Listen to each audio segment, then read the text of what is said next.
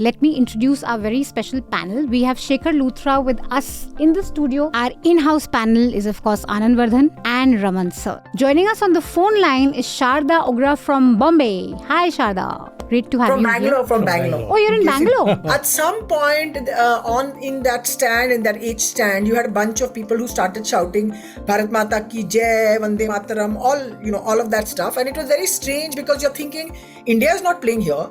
We know where we are. We pay our taxes in this country, but the Indian team is not here. And so I was getting a bit angry and I was saying that what is the meaning of this kind of thing? You talk about any IPL season or ask Sharda. You can have a flawless kind of, ticketing system. Everything is available there. You go to any center. There has not been a mismanagement. So at least use them, no?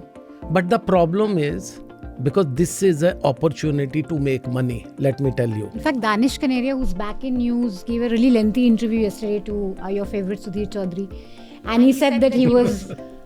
there were many taunts that on conversion, like he was the team. It was just Inzamam Ulaq and Shoaib Akhtar who stood by him, but most of the team would pass comments on him converting. There are other Muslim countries also who play cricket, like say Bangladesh and Afghanistan. But this religious invocation is not again when we are playing against them. It is only against Pakistan. So the hostility in external affairs also get into there. Spectators, behaving in a particular fashion, if they are angry with their own players because they don't perform well, we have heard about it. But communalization of a match when the match is on is something which is, I think, happening of late. We haven't seen much of it, in the past. So this is something which is a little worrisome. And please remember that the only match for which journalists have not got actual crowd figures has been the India-Pakistan Ahmedabad match. I give you that. Crowd figures are everywhere. They said that was a record crowd, but no one's willing to say what that record number is. Because it obviously either they didn't count or it wasn't a record number. Welcome to Chhota Hafta. Now, Chhota Hafta is but a small, chhota version of a complete weekly podcast, Newslaundry Hafta. The Newslaundry Hafta is where you get the week's news, what made the headlines, what didn't make the headlines, but the full version is available to subscribers only. And I don't mean YouTube subscribers, although YouTube subscribers are also very welcome, very, very grateful to you, but also to Newslaundry subscribers, the paying subscribers who pay to keep news free. So you can also become a paying subscriber by clicking the subscription link. Now what do you get if you're a paying subscriber? You get access to all our paywall content, all interviews, podcasts, and importantly, you get access to a full unedited Hafta, where you not only get to hear the week's news, but you get to hear the Newslaundry editors' positions on matters. You get to see their biases, what are their prejudices. It's an exercise in transparency while also informing you, and we have a few quips and jokes and agreements and disagreements thrown in. So listen to the full Hafta, subscribe to Newslaundry and pay to keep news free. Here we go. Angrez apna lagan or Newslaundry apna hafta kabhi nahi chhodte. I'm going to be your host this week. This is Manisha Pande. I'm managing editor at Newslaundry. And we've got a mail today asking, what does a managing editor do? So we'll get into that. Welcome to NL Hafta. Abhinandan is on chutti, so therefore I'm doing the hosting duties. And since he's on chutti, we decided we should dedicate this episode, a sizable chunk of this episode, to cricket and conversations around cricket and the World Cup. Before I introduce our very special guests, I'm going to make a couple of announcements. One is that the TNM NL election fund is up. The Newslaundry and the News Minute, we are coming together to report the upcoming assembly elections. Our teams are going to be going to these states. We're going to bring you ground reports, video reports, interviews. Our show, Another Election Show, which is hosted by Atul, me and Dhanya is also going to be starring in these episodes now.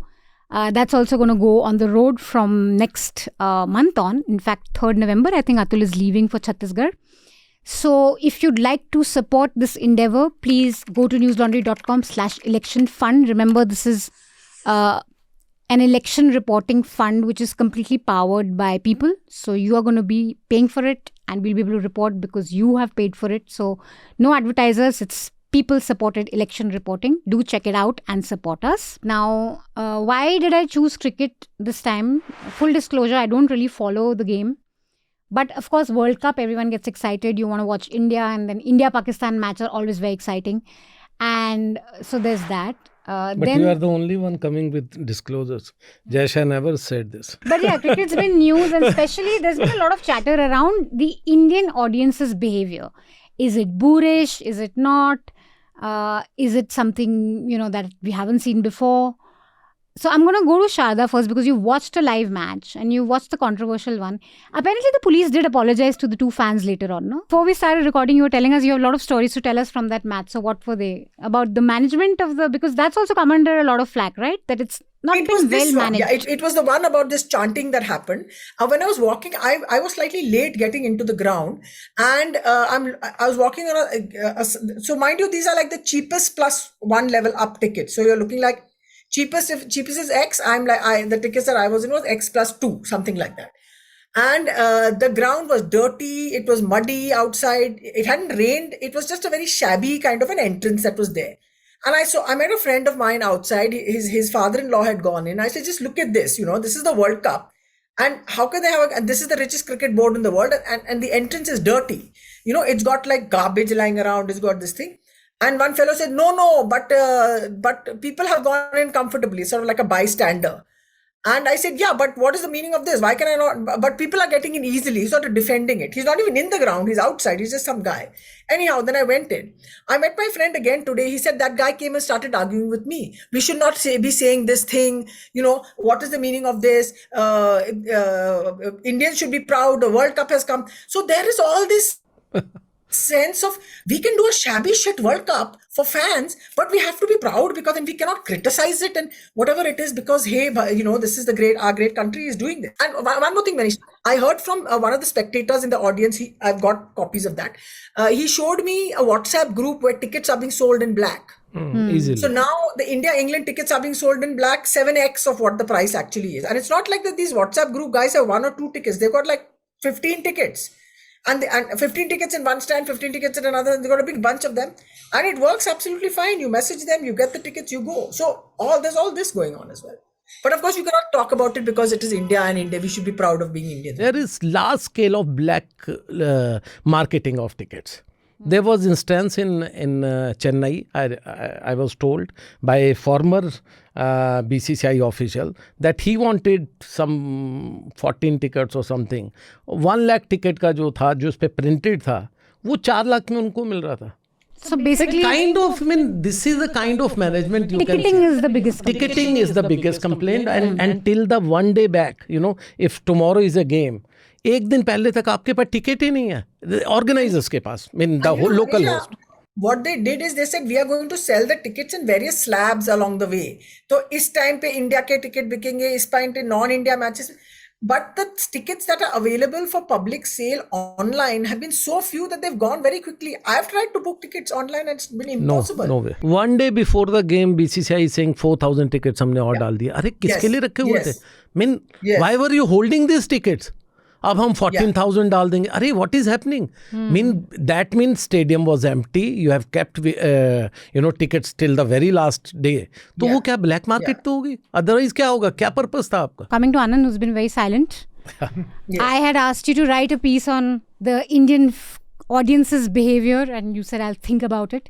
But Shekhar Gupta also had a piece in the print, and I think what I want to ask you, of course you can come in if you tried to book tickets and haven't managed to, so you can also rant about that. But before that, I want you to weigh in on this thing of the boorish Indian audience. What has happened in last 10-15 years that there has been a rise of demonstrable crowd, a kind of crowd which may not be very interested in game. People who are generally very immersed in the game don't even clap. Many times you can see they observe the game, they get into the nuances.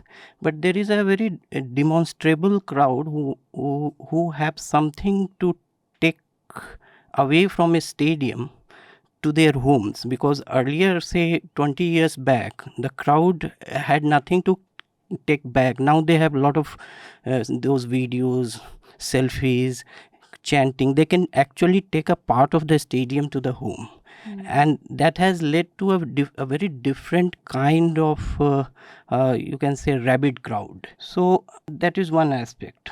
Second is, say, invocation of religion or religious phrasing. That Shekhar Gupta is right about historical precedents. And from Pakistan side, one funny incident is that after 2007 T20 World Cup, Shoaib Malik, whether it was a slip of tongue or some subconscious. We should talk a bit about Bhushan Singh Bedi. Passed away early this week. As the game has changed, as a very young reporter, he was absolutely encouraging. He'll talk, he'll chat, speak freely, and basically told you not to be afraid of anything. You know, don't be afraid to ask a question. Don't be afraid to listen to the answer. Don't be afraid to publish the answer in that sense. I mean, and as time passed and Indian cricket itself changed, and it became sort of the independent voices from the game itself of players and so on became less and less and less. He's remained literally the only independent voice from the playing community inside Indian cricket. During one of the times when Chief Justice of India asked him, Bedi Saab was 2 or 3 months shorter to his turning 70 years. So he asked him, we are putting this 70-year of clause and maybe Mr. Bedi, you will not be eligible then. Could you just elaborate for the viewer who may not, yes. listener who may not basically, know? Justice Lodha came up with the recommendation that over 70 years, people should not be allowed to come as administrator in any of the state association or EO. That's how all the Sharad Pawar and everybody, they were barred from cricket. So after hearing this recommendation, obviously Sharad Pawar, he was very, very angry. I called him once and he said, oh, this is nuisance and all, everything. Anyway. But Bedi Paji for that matter. And that was a very turning point. I could tell you, wo jo mahal tha. Chief Justice, 2 other justices were sitting there and asking Bedi Paji. Bedi Saab is there. They were all his fans. He could actually say whether this is a good thing to do or not. Bedi Paji suddenly... No, absolutely. We are going to move on to something more serious, which is the current Israel-Palestine conflict. We have someone joining us from Cairo. Welcome, Rohan. Thank you for having me back on Hafta. So before the attack, the October 7th attack, it was an understood thing. There were the normalization of relationships happening with Saudi and Israel. The attack happened. And till then, there was an understanding that the Palestinian cause is now just dead. The Arab world does not care about it. And suddenly after October 7th, and the relentless Israeli strikes that have carried on on the Gaza Strip, you've had rumblings across Arab nations. You had protests. You have very open condemnations calling out Western hypocrisy. So tell us a bit about what's happening where you are. You are seeing a big outpouring of support. And there are 2 sort of elements of how people see this here in Egypt, particularly. One is most folks know somebody in Gaza or in the West Bank. Palestine is very close to Egypt, not just physically and geographically, but people know folks there. There are Palestinians around you. I know multiple friends and colleagues who are waiting for people to come out to make their way out at the crossing in Rafah. And so on that front, it's a very direct and immediate crisis. And then there's the more complex geopolitical or existential question of whether Israel seeks to push essentially the Palestinians of Gaza into the Sinai, which is the part of Egypt that borders Gaza, which has been proposed particularly by the far right in Israel as a solution to the Gaza problem, but would both be an act of ethnic cleansing and not something that the Egyptian state would want, having more than 2 million people be pushed into their territories. We've had the Israeli ambassador who made the statement, I think yesterday, that we want India to declare Hamas a terrorist organization. And we're not putting pressure, but it's a request. Is that tricky grounds for India to venture into, declaring Hamas a terrorist organization? I think Israeli would have had an upper hand, initially when Hamas had attacked. Everybody had sympathy with Israel. Yes. But as Israeli started countering the attack, so the revenge is something, they are very good at it, Israeli, and they have, killed so many people. So I think 5,000 and counting. More than that. 6,000. More than that. 700 almost every day. And 600 out of 1,000 are displaced. There's this common refrain that we hear in India also, that no one in the Arab world actually cares about Palestinians. They're just used as pawns. No one really cares about them. Everyone's using them. Hamas is using them the way they want to. Saudi wants to use this whole issue that they want to. Is that too simplified and understanding? The argument made to say that Egypt should open it up. So the Americans attempted to, in a whirlwind tour that Blinken did right before, that is the American Secretary of State did right before he went back to Israel.